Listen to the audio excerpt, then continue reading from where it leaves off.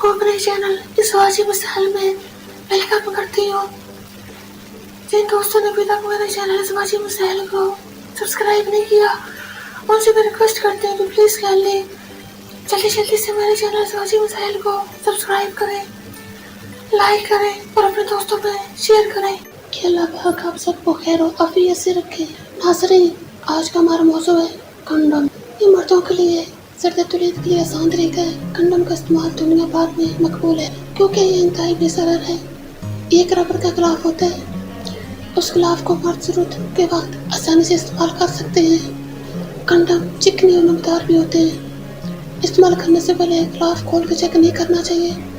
याद रखना चाहिए कि नाखून का कोई भी कोना वगैरह ना लगे, उससे गिलाफ भर सकता है। एक गिलाफ सिर्फ एक बार इस्तेमाल किया जाता है।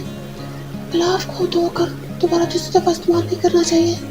फरागत के बाद गिलाफ को हाथ से पकड़ लेना चाहिए ताकि चिकनाहट की वजह से औरत किसी से न रह जाए।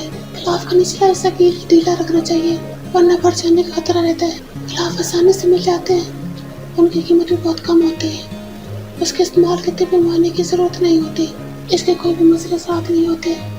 बल्कि मियाँ बीवी में से कोई नई बीमारी में मुब्तला हो तो ये गिलाफ एक दूसरे मर्ज में भी महफूज रखता है। इसको हस्बे मंशा भी इस्तेमाल किया जाता है। अगर बच्चे की ख्वाहिश हो तो इसका इस्तेमाल कर किया जा सकता है। अगर आप अपनी ख्वाहिश के मुताबिक अपना खानदान मुकम्मल कर सके तो मुस्तकिल नस्बंदी अपना सकते हैं। अल्लाह पाक हम दीन को समझ अता फरमाए और हम सब जिंदगी बसर करने की तौफीक अता फरमाए।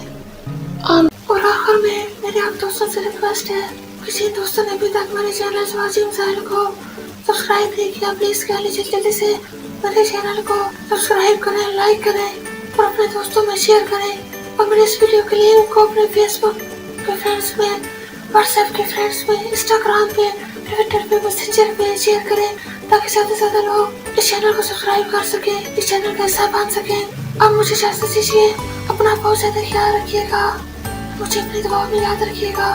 ओके, अल्लाह हाफिज़।